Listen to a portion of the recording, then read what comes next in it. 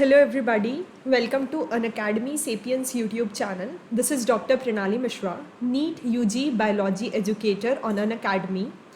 And there is like a lot of discussion कि इतना सारा जो बैकलॉग इकट्ठा हो जाता है, कभी आपके स्कूल के एग्ज़ाम्स की वजह से, कभी आपकी तबीयत ख़राब होती है या बीच में अगर आपकी कुछ स्टडी है जो डिसकंटिन्यू हो जाती है, तो इस बैकलॉग को हम कैसे रिड्यूस कर सकते हैं, मिनिमाइज़ कर सकते हैं और इसे कवर कर सकते हैं, वो सब मैं इस पर्टिकुलर सेशन में आप लोगों को बताने वाली हूँ। तो प्राइजेस जो है अनअकैडमी पे अभी राइज़ होने वाले हैं सब्सक्रिप्शन के। तो before March you can try taking the subscription using code doctor प्रणाली। इससे आपको 10% ऑफ भी मिलेगा और पर्सनल मेंटोरशिप भी मिलेगी।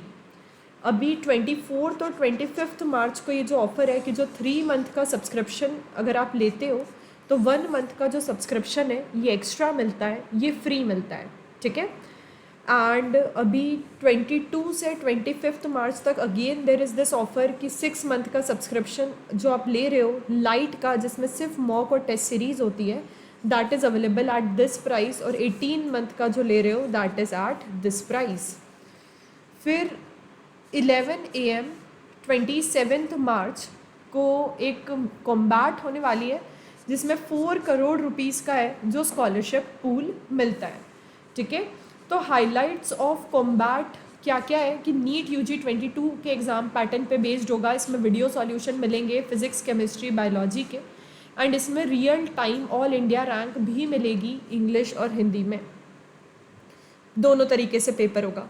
ये कुछ बैचेस हैं जो प्लस पर स्टार्ट हो रही है, and this is the master course on ecology by Ritu ma'am, और ये प्रैक्टिस बैच है एक, और enthuse batch for NEET UG 23, ठीक है।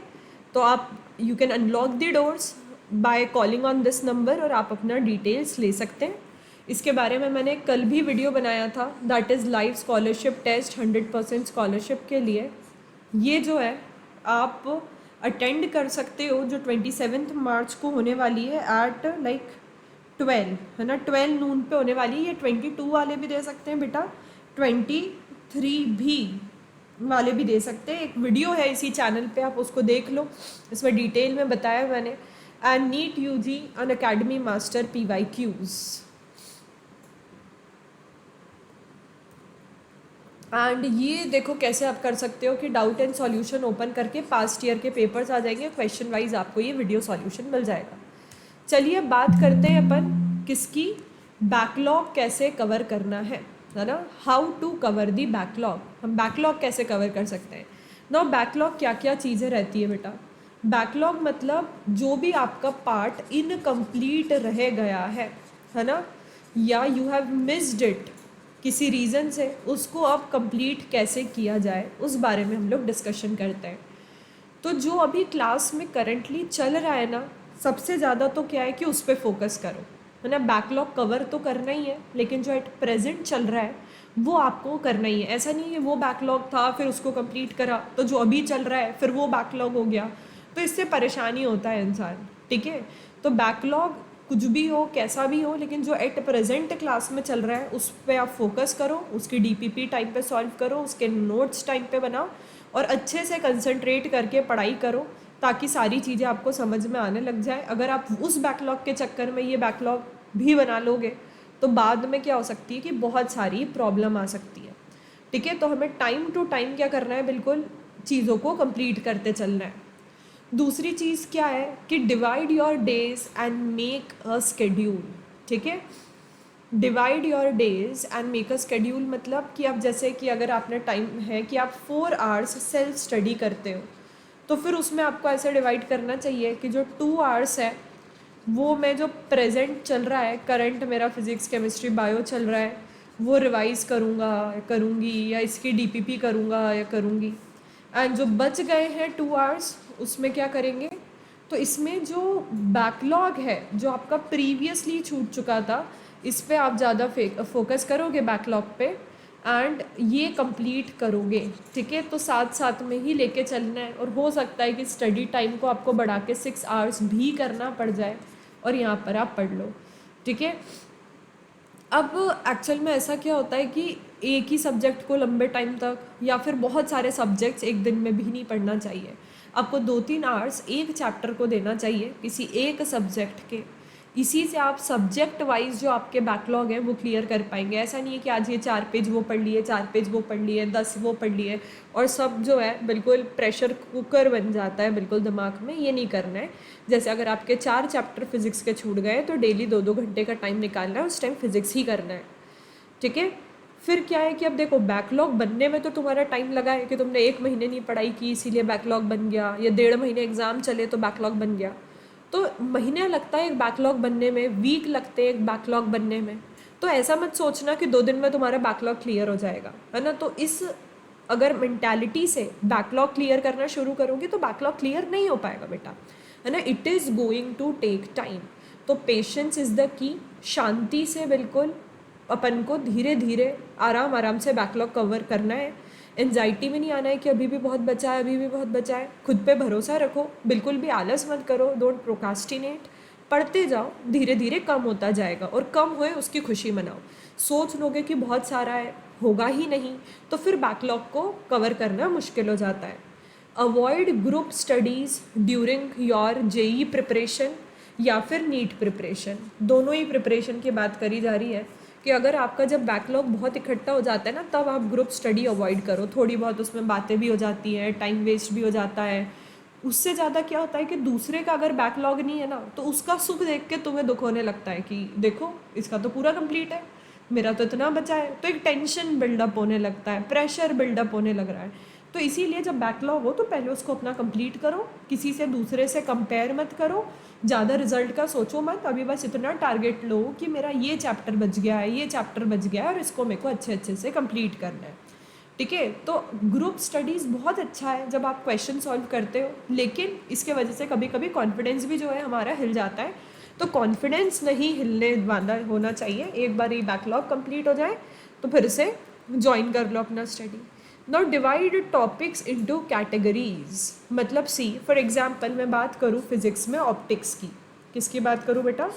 फिज़िक्स में ऑप्टिक्स की बात करूँ तो देखो ऑप्टिक्स कितना बड़ा वो है ना, ऑप्टिक्स काफ़ी बड़ा है। इसके अंदर रे आता है, ठीक है, रे के भी अंदर मिरर भी आता है, लेंस भी आता है, फिर उसकी एप्लीकेशंस वगैरह आती है। वेव के अंदर देखो तो कितने टाइप के वो सब है।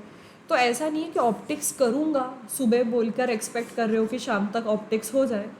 आपको क्या करना पड़ेगा, आपको इसके लिए टॉपिक वाइज डिवाइड करना पड़ेगा कि आज जैसे मैं पूरा कॉनकेव कॉन्वेक्स मिरर पढ़ लेता हूँ, उनकी एप्लीकेशंस पढ़ लेता हूँ, फार्मूला लगा के क्वेश्चन प्रैक्टिस कर लेता हूँ। कल लेंस और लेंस फार्मूला, फिर इसके एप्लीकेशंस और वो आई पावर वाले क्वेश्चंस कर लेता हूँ। ऐसे करके एक दिन में एक बड़ा सा टॉपिक मत लेके बैठना। Divide the topics into categories. For example मैं आपको देख के बताती हूँ कि जैसे कि आप एनिमल किंगडम, आपने बायो का सोचा कि मैं पढ़ता हूँ। इज़ दिस पॉसिबल कि आप एक दिन में पूरा एनिमल किंगडम पढ़ लोगे? पहली बार में रिवाइज तो कर सकते हो, पर पहली बार में एक दिन में नहीं पढ़ पाओगे। तो आपको डिवाइड करना पड़ेगा कि आज मैं 4 फाइलम और फिर बची हुई फाइलम ऐसे करके कंप्लीट करूँगा। तो इससे क्या होता है कि एक मोनोटोनस रूटीन भी नहीं बनता है कि वही वही पढ़ रहे हैं, सुबह से बायो ही पढ़ रहे हैं, एक ही चैप्टर पढ़ रहे हैं, आपको टाइम भी मिल जाएगा। अगली चीज़ is make short notes while studying theories. देखो ये बहुत अच्छी बात है कि आप फिज़िक्स के तो कॉपी पे कॉपी, रजिस्टर पे रजिस्टर भरते हो 11th-12th में। नीट यूजी आते आते 4-5 बढ़िया से रजिस्टर हो जाते हैं। अब उसको रिवाइज़ कैसे करोगे? तो वो रजिस्टर उसके लिए है कि जब तुम पहली बार पढ़ रहे हो, उसको समझ रहे हो और क्वेश्चन प्रैक्टिस कर रहे हो, at the end of the year जब तुम्हें एक क्विक रिवीजन करना है ना, तो तुम उस रजिस्टर से नहीं कर सकते। क्वेश्चन सॉल्व करना कैसे सीखना है, एक पर्टिकुलर टॉपिक पढ़ना है, या पहली दूसरी तीसरी बार जब तुम उस चैप्टर को पढ़ते हो तब you can refer your notes and register. But जब जस्ट टेस्ट के पहले या जस्ट एग्ज़ाम के पहले अगर आपको कोई चीज़ देखनी होती है ना, तो that is what, that is short notes. तो अगर जैसे कि आपने एनएलएम पढ़ा, न्यूटन्स लॉ ऑफ मोशन पढ़ा, उसके बारे में 100 बातें पढ़ी, लॉज लिख लो, फार्मूला एसोसिएटेड लिख लो, यूनिट डायमेंशनल फार्मूलाज लिख लो, और ये सब लिख लो, और एक दो मतलब जहाँ जहाँ अटकते हो जिन प्रॉब्लम्स में वो लिख लो। तो ऐसे शॉर्ट और क्रिस्प नोट जो है ना, आपको चैप्टर बढ़ाते बनाते बना लेना चाहिए। यही रीज़न है कि आप क्या कर पाओगे कि मतलब टाइम टू टाइम पढ़ पाओगे और टाइम टू टाइम चीज़ों को कंप्लीट कर पाओगे, ठीक है। ओके, यही रीज़न है। तो ये शॉर्ट नोट्स और आपको स्टडीज़ जो की थ्योरीज़ जो है बनाना है। तो अगर आप चाहते हो कि आपका रिवीजन कम टाइम में हो जाए या फिर कोई बैकलॉग है तो उसको ऐसे ही पढ़ो और उसके शॉर्ट नोट्स बना दो तुरंत तुरंत, ताकि क्वेश्चन प्रैक्टिस करते समय थोड़ी सी आप लोगों को जो है ईजी हो जाए। तो बेटा ये 6 चीज़ें जो आपको बैकलॉग के लिए बचा के रखनी है, ध्यान में रखनी है दिमाग में। बैकलॉग के लिए सबसे पहले करंट वाली चीज़ को कॉम्प्रोमाइज़ नहीं करना है, करंट को कॉम्प्रोमाइज़ नहीं करो, जो चल रहा है वो चलने दो। फिर आपको साथ में क्या करना है, some extra time needs to be invested, कुछ एक्स्ट्रा टाइम आप क्या करो, इन्वेस्ट करो, ठीक है, एक्स्ट्रा टाइम इन्वेस्ट करो। फिर उसके बाद में आ जाओ कि करंट सम एक्स्ट्रा टाइम जो है कॉम्प्रोमाइज़, जो सम एक्स्ट्रा टाइम इसके लिए दे दो, करंट को कॉम्प्रोमाइज़ मत करो। उसके बाद क्या है कि शॉर्ट नोट्स पैरेलली प्रिपेयर्ड रखो एंड बी वेरी पेशेंट बेटा, है ना, पेशेंस से सॉल्व करना है, घबराना नहीं है, हो जाएगा क्लियर। और बैकलॉग में भी आपको क्या करनी है बेटा, प्रायोरिटीज़ बनानी है। प्रायोरिटीज़ का क्या मतलब होता है कि पहले स्कोरिंग चैप्टर को आपको कंप्लीट करना है अगर आपका कुछ मिस हो गया है ना, और जिसका वेटेज एग्ज़ाम में बहुत ज़्यादा है, सबसे पहले क्या करना है, आपको ऐसे चैप्टर पे फोकस करना है। तो keep these things in mind बेटा, इससे आपके सारे बैकलॉग्स क्लियर हो जाएंगे। एंड डिस्क्रिप्शन बॉक्स में मेरी अनअकैडमी की प्रोफाइल है, इसको ज़रा से फॉलो कर लो। और आज रात को 10 बजे मैं स्पेशल पे एक फ्री सेशन लेने वाली हूँ MCQ का, उस MCQ सेशन में बिल्कुल ज्वाइन कर लो and let us solve more and more MCQs before NEET and let's crack it बेटा, ठीक है। तो चलो आ जाओ रात को वहाँ पे एंड बिल्कुल सेशन को लाइक कर दो। मिलते हैं आज रात को 10 बजे। Bye bye.